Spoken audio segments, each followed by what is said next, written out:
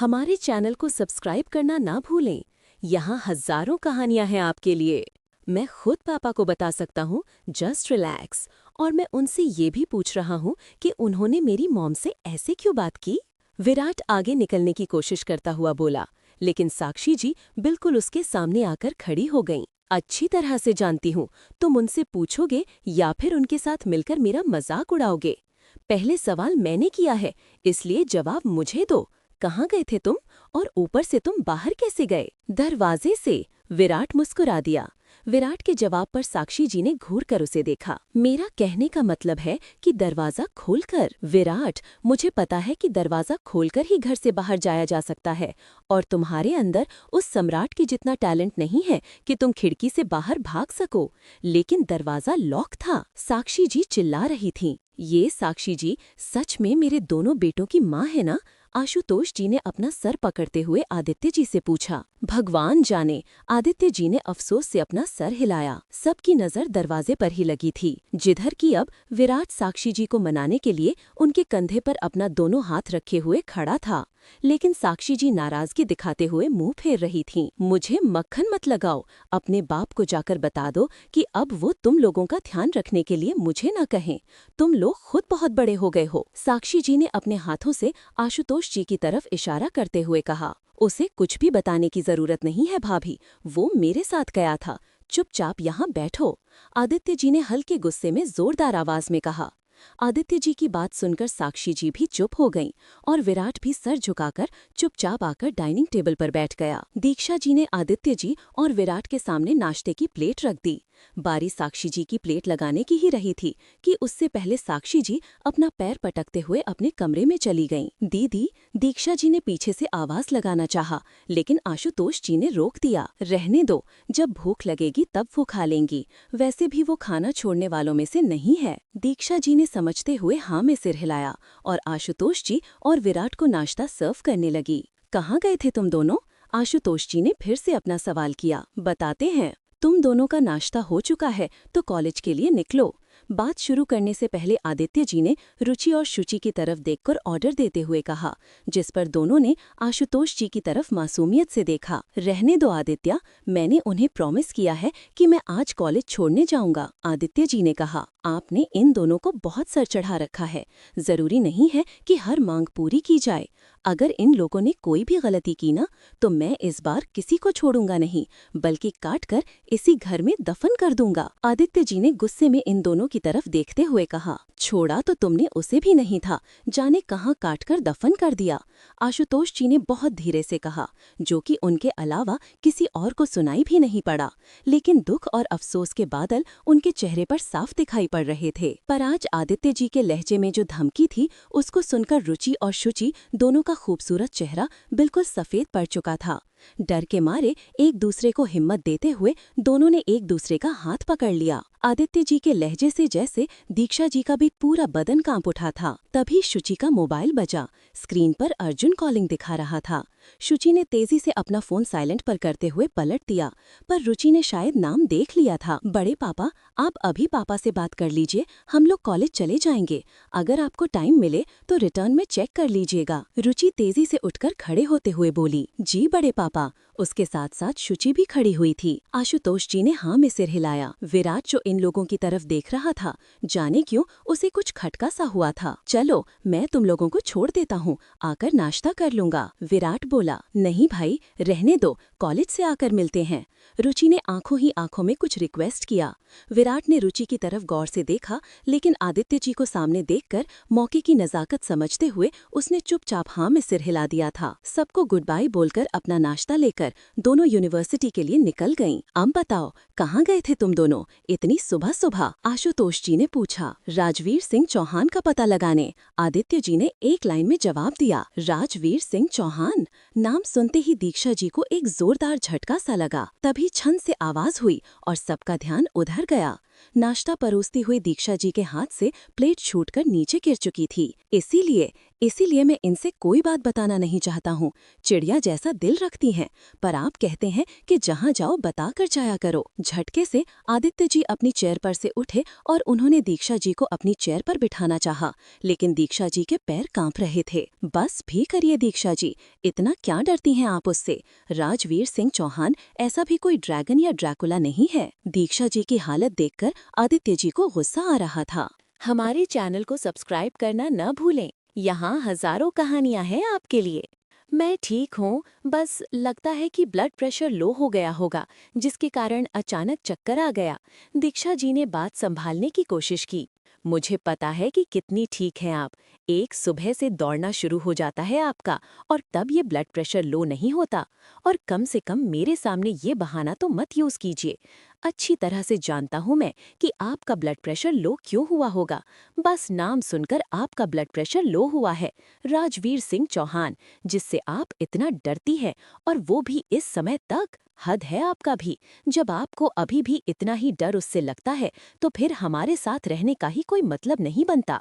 आदित्य जी अब हल्के गुस्से में बोले। ऐसी कोई बात नहीं है। दीक्षा जी ने अपना सिर झुका लिया। आदित्य, रहने दो। दीक्षा जी के बहाने पर आदित्य जी और कुछ कड़वा बोल रहे थे, उसके पहले ही आशुतोष जी ने रोक दिया और फिर दीक्षा जी को समझाते हुए बोले, तुम निश्चिंत रहो दीक्षा, राजवीर सिंह चौहान इंडिया नहीं आ रहा, और ना ही अब तुम्हें उससे कोई भी डरने की जरूरत है। हम सब तुम्हारे साथ हैं। इतने सालों में मैं तुम्हारी परछाई तक नहीं छू पाया, तो अब क्या कर सकेगा? वही काट कर दफन कर देंगे। डर के मारे भगौड़ा ऐसा भागा है कि अब तो उसकी भूले भटके खबर भी नहीं मिलती। तुम जाओ अपने कमरे में आराम करो। ये इलेक्शन से रिलेटेड मैटर है, हम आपस में डिस्कस कर लेते हैं। दीक्षा जी ने हाँ में सिर हिलाया और धीरे से उठकर अपने कमरे की तरफ जाने लगी, लेकिन उनकी चाल लड़खड़ा रही थी। ऐसा लग रहा था जैसे कि उनसे अपने पैर भी उठाए नहीं जा रहे हैं। मैं अभी आता हूँ। दीक्षा जी को इस तरह से जाते हुए देखकर आदित्य जी भी उनके पीछे हो लिए। चलिए, मैं आपको अपने कमरे तक छोड़ देता हूँ। आदित्य जी ने आगे बढ़कर दीक्षा जी को थाम लिया था। दीक्षा जी की आंखों में एक संतोष सा उतर आया। आदित्य जी और दीक्षा जी को एक साथ देखकर आशुतोष जी ने एक गहरी सांस छोड़ी और अब विराट की तरफ मुड़े, जो कि अब अपने नाश्ते के साथ पूरी तरह से इंसाफ कर रहा था। तुम्हारी प्लेट उठकर कहीं भागी नहीं जा रही, आराम से भी खा सकते हो। आशुतोष जी ने एक तीखी नजर विराट पर डालते हुए कहा। इसका क्या भरोसा पापा, जल्दी से फिनिश कर लेने दीजिए, वरना मेरे नाश्ते पर नजर लगाने वाले भी बहुत हैं। प्लेट खुद उठकर भागेगी नहीं, लेकिन मेरे सामने से कोई मेरा प्लेट लेकर तो भाग सकता है ना? ना बाबा ना, ये मेरा फेवरेट नाश्ता है, इसके साथ तो मैं ऐसा रिस्क नहीं ले सकता। पराठे का टुकड़ा पूरी तरह से मुंह में ठूसते हुए विराट किसी तरह से बोला। बड़े हो जाओ लड़के, कहाँ मैं अब तुम्हारी शादी के लिए सोच रहा था तो तुम बच्चों की तरह हरकतें कर रहे हो। हाँ तो सोचिए ना, सोचने में क्या जाता है। इनफैक्ट मैं तो कहता हूँ कि लगे हाथ मेरी शादी भी करवा दीजिए। जब मेरे बच्चे होंगे तो मैं खुद ब खुद बड़ा हो जाऊंगा। विराट हंसते हुए बोला। हाँ, अब बस यही काम रह गया है मेरे पास। अपने बेटे की शिकायत भी उसकी माँ से सुनो, और फिर उसके बच्चों की शिकायत भी उसकी माँ से सुनो। कम से कम तुम्हारे लिए तो मुझे ये उम्मीद नहीं थी। अब तुम्हारी तरफ से भी तुम्हारी माँ की शिकायत मेरे पास आ रही है। पुरानी बात है पापा, उनकी शिकायतों की पोटली हर दूसरे के सामने खुलती रहती है। आपके लिए मेरे सामने, मेरे लिए आपके सामने। और जो सच में शिकायत के काबिल है, उसको तो सीधे मक्खन के ड्राम में डुबो डालती हैं। कोई नई बात कीजिए। विराट ने पानी पीते हुए कहा। विराट की बात पर आशुतोष जी मुस्कुरा दिए। नई बात तो तुम बताओ, कुछ पता लगा राजवीर सिंह चौहान के बारे में? आशुतोष जी ने विराट से पूछा। प्लेट में अपना सिर झुकाए हुए ही विराट ने इनकार में सिर हिला दिया। मतलब तुम आदित्य के साथ गए थे ना? आशुतोष जी ने पूछा। हाँ, मैं उन्हीं के साथ गया था, और हम राजवीर सिंह चौहान का पता लगाने ही गए थे। लेकिन हुई भी उसके बारे में कुछ नहीं जानता, या फिर ऐसा कहिए कि कोई भी उसके बारे में मुंह ही खोलना नहीं चाहता, विराट ने बताया। कुछ समझते हुए आशुतोष जी ने अफसोस से सिर हिला दिया। ज्यादा अफसोस करने की कोई जरूरत नहीं है। ऐसा नहीं है कि हम पूरी तरह से खाली हाथ वापस आए हैं। वैसे एक बात पता चली है। विराट ने अपना हाथ नैपकिन में पोंछते हुए आशुतोष जी की तरफ देखा। क्या? आशुतोष जी ने एक्साइटमेंट में पूछा, लेकिन विराट आराम से अपना काम कर रहा था। अब क्या उसको बताने के लिए किसी शुभ मुहूर्त का इंतजार कर रहे हो या फिर कुछ कमीशन चाहिए? आशुतोष जी ने चढ़ते हुए कहा। नहीं, बस अपने नाश्ते के खत्म होने का इंतजार कर रहा था। सुनिए, हमें राजवीर सिंह चौहान के बारे में एक छोटी सी लीड मिली है और वो लीड बस यही है कि 3 महीने पहले उसे लंदन में देखा गया। लंदन में वो क्या कर रहा है? आशुतोष जी ने हैरान होते हुए पूछा। कर रहा है नहीं, कर रहा था। 3 महीने पहले वाला लंदन गया था। वो लंदन में अपनी जड़ें जमाने की कोशिश कर रहा था, पर वहाँ से उसे उखाड़कर बाहर फेंक दिया गया। आदित्य जी अपने चेयर पर आकर बैठते हुए बोले, ये तो होना ही था। आशुतोष जी ने कहा, जैसे कि उन्हें इस बारे में पहले से ही पता था। मतलब विराट नासमझी में उन दोनों की तरफ देखा। हमारे चैनल को सब्सक्राइब करना ना भूलें। यहाँ हजारों कहानियां हैं आपके लिए। मतलब विराट ने नासमझी से उन दोनों की ओर देखा। मतलब कुछ नहीं, हर बात में मतलब पूछने बैठ जाते हैं। एक काम तो होता नहीं है और ऊपर से हर दूसरे काम का मतलब जानना जरूरी होता है। आदित्य जी ने विराट को डांटा। मैंने तुमसे कहा था ना कि सम्राट को फोन लगाओ। तुमने बात की सम्राट से? आशुतोष जी भी अब विराट के पीछे थे। मैं लगाता हूँ। विराट अपना फोन लेकर टेबल से उठते हुए बोला। अब इन दोनों के बीच से निकलने में ही उसने अपनी भलाई समझी थी। विराट के जाते ही आशुतोष जी ने कुछ चिंता जताते हुए आदित्य जी की ओर देखा। अब क्या करेंगे आदित्य? राणा भाई साहब ने तो जैसे इलेक्शन के लिए राजवीर सिंह चौहान को मनाने की शर्तें रख दी हैं। आप बिल्कुल भी चिंता मत कीजिए भाई साहब। मैंने कह दिया है ना कि इस बार आप ही इलेक्शन जीतेंगे, तो बस आप ही जीतेंगे। मैंने पता लगा लिया है, वो फिलहाल लंदन में नहीं है, वो ऑस्ट्रेलिया गया हुआ है। आदित्य जी ने कहा, वो तो ठीक है, लेकिन राजवीर सिंह चौहान से बात करने कौन जाएगा? तुम तो उसका रवैया जानते हो ना।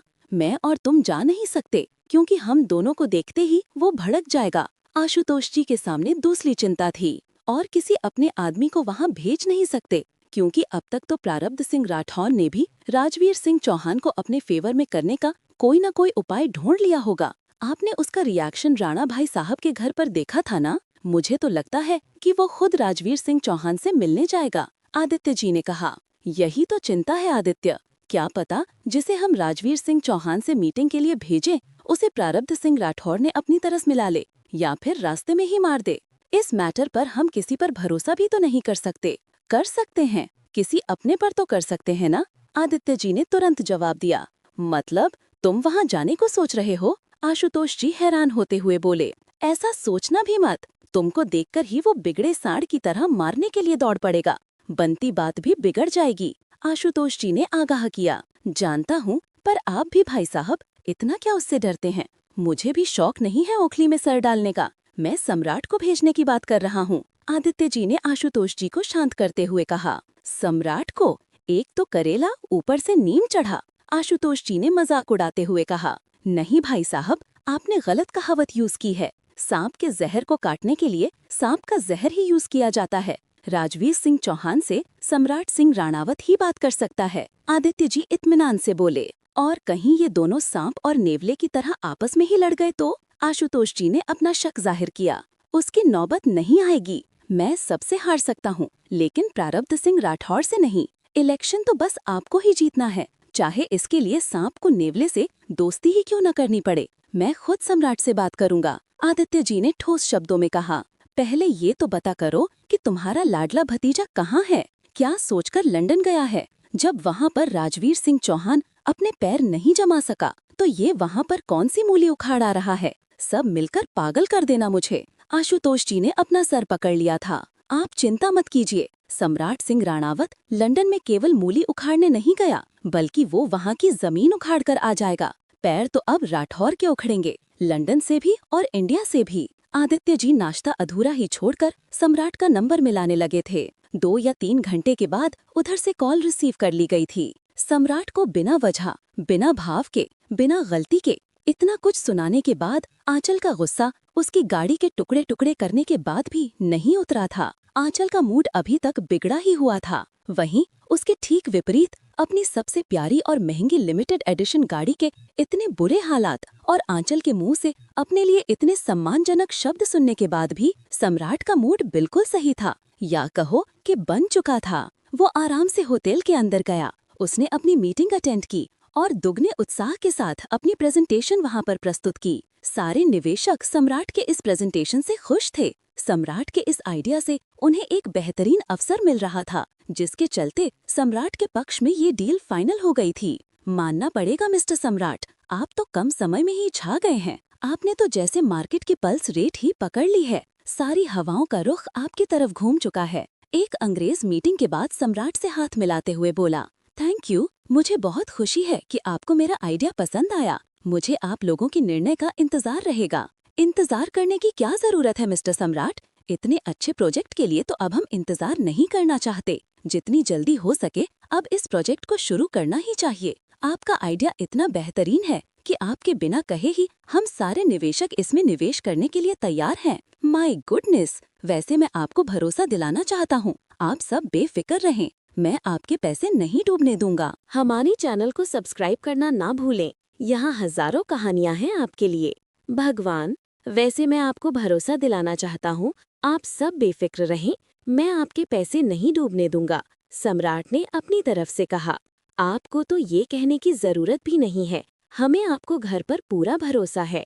आपका काम का तरीका और आपका सोचने का तरीका दोनों ही हमारे भरोसे को एक मजबूत जमीन देते हैं। उस अंग्रेज बिजनेसमैन ने कहा। सही कहा आपने, मैं नहीं बोलता, मेरा काम बोलता है। सम्राट ने भी पूरे एटीट्यूड के साथ उस अंग्रेज बिजनेसमैन की तारीफ की। बोलोगे तो तब न तुम सम्राट बाबू, जब सामने वाला तुम्हें बोलने का मौका देगा, मिस्टर विल्सन ने मुस्कुराते हुए कहा। इस मीटिंग में आज वो भी मौजूद थे। क्या मतलब? सभी बिजनेसमैन एक साथ चौंकते हुए उनकी तरफ मुड़े। अब इस बात का मतलब तो मिस्टर सम्राट ही बताएंगे।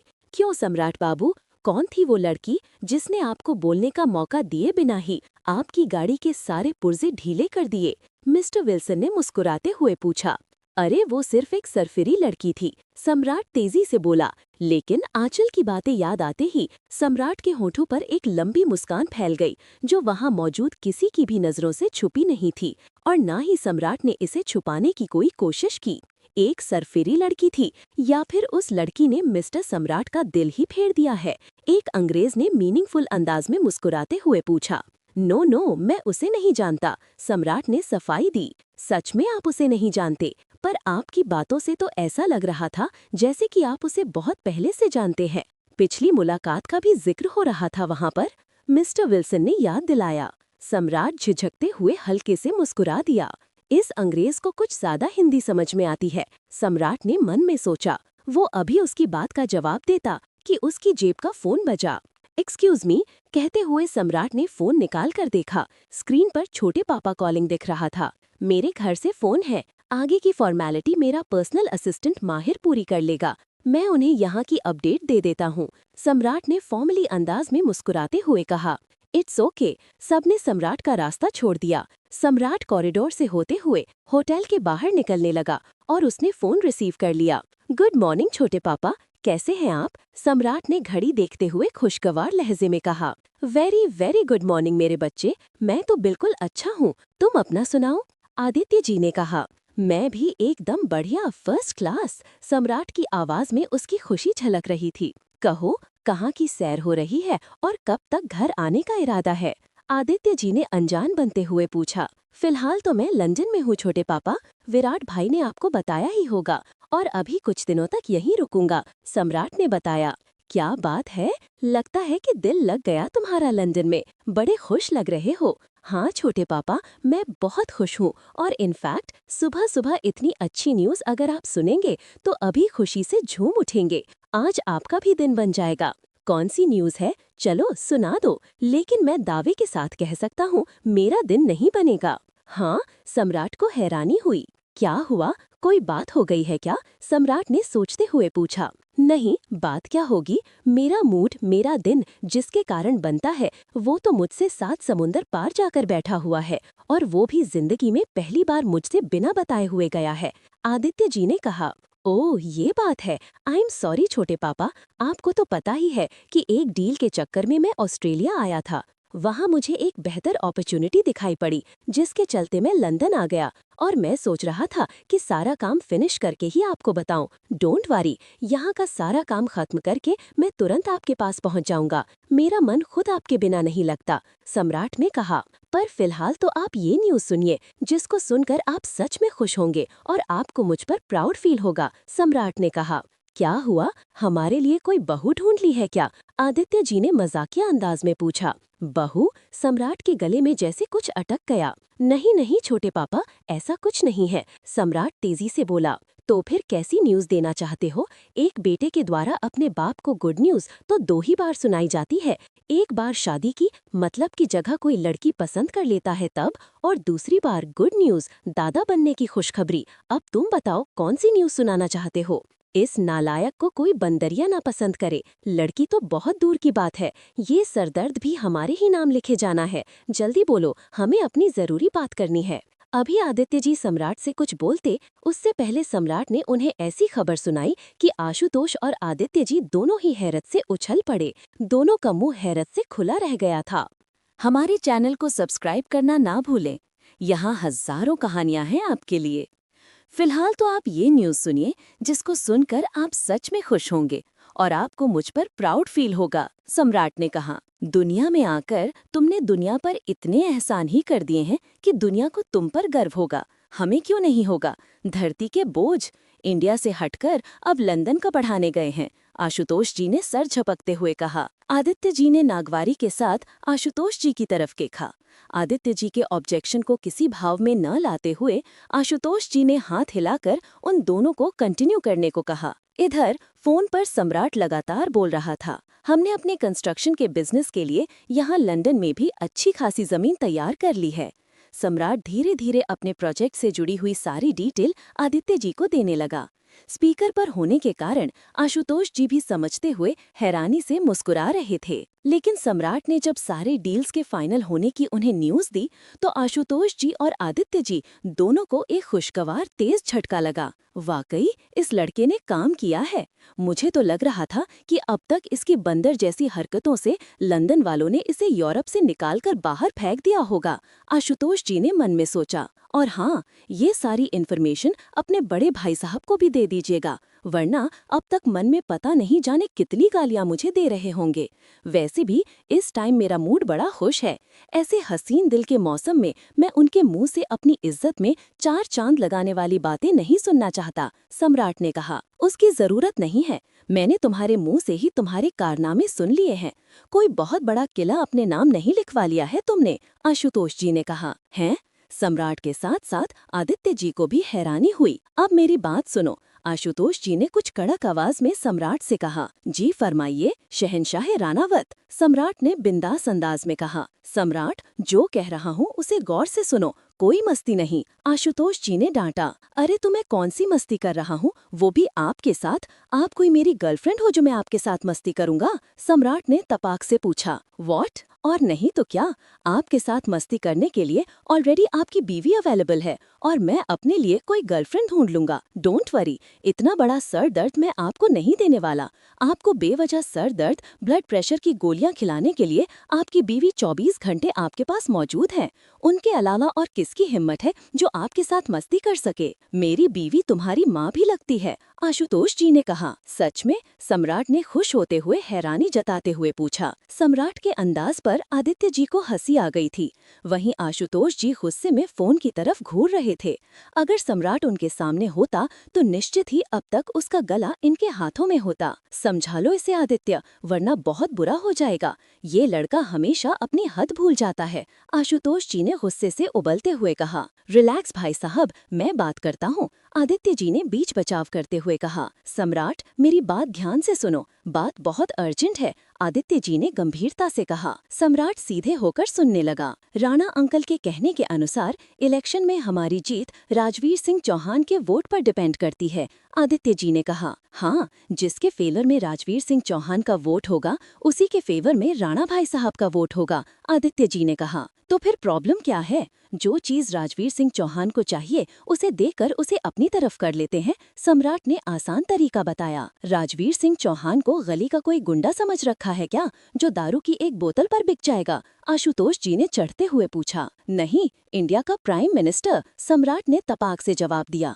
भाई साहब, मैं बात कर रहा हूँ, आदित्य जी ने रोका। सम्राट, राजवीर सिंह चौहान इंडिया में नहीं है, आदित्य जी ने कहा। तो फिर कहाँ है? हमें नहीं पता। उसका कोई पता ठिकाना तो होगा ही ना। आखिर हमें ये राजवीर सिंह चौहान मिलेगा कहाँ? सम्राट ने पूछा। इसके बारे में कोई खबर नहीं है, पर जहाँ तक मैंने पता लगाया है वो न्यूयॉर्क में हो सकता है।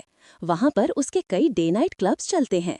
एक साल में करीब 3-4 महीने तो रेगुलर वो न्यूयॉर्क में रहता है। बाकी उसका शेड्यूल तुम पता करो और तुम उससे वहीं जाकर मिल लो। ठीक है, मैं उसके साथ मीटिंग फिक्स करता हूँ। यू डोंट वरी, मैं उससे बात करूंगा, वो जरूर हमें सपोर्ट करेगा, सम्राट ने इत्मीनान से कहा। कह तो ऐसे रहे हो जैसे कि राजवीर सिंह चौहान तुम्हारी जेब में है, तुम कहोगे और वो मान जाएगा, आशुतोष जी ने उल्टे अंदाज में पूछा। मतलब? सम्राट ने अपनी आंखें छोटी की। राजवीर सिंह चौहान अपने आप में एक बहुत बड़ा नाम है। वो कहीं का नवाब तो नहीं है, लेकिन वो खुद को नवाब से कम नहीं समझता। इसलिए अगर उससे मिलने जाना हो, खासकर उससे सपोर्ट मांगने जाना हो, तो अपनी ये नवाबी छोड़कर ही जाना, आशुतोष जी ने कहा। तो फिर विराट भाई को ही भेज दीजिए ना, वैसे भी मुझसे ज्यादा आपके काम वही करते हैं, सम्राट ने कुछ चिढ़ते हुए कहा। देखो सम्राट, अगर विराट से ये काम हो सकता होता तो मैं तुमसे कभी नहीं कहता। विराट केवल मीटिंग अटेंड कर सकता है, इस तरह के लोगों को हैंडल नहीं कर सकता। ये टैलेंट तुम्हारे अंदर है, लेकिन मैं ये कभी नहीं चाहूंगा कि तुम्हारे कारण भी मेरा बनता हुआ काम बिगड़ जाए। मैं सबसे हार सकता हूँ, लेकिन प्रारब्ध सिंह राठौर से नहीं। इसलिए जो भी करना सोच समझकर ही करना, आदित्य जी ने समझाते हुए कहा। आदित्य जी की बात सुनकर सम्राट सोच में पड़ गया था।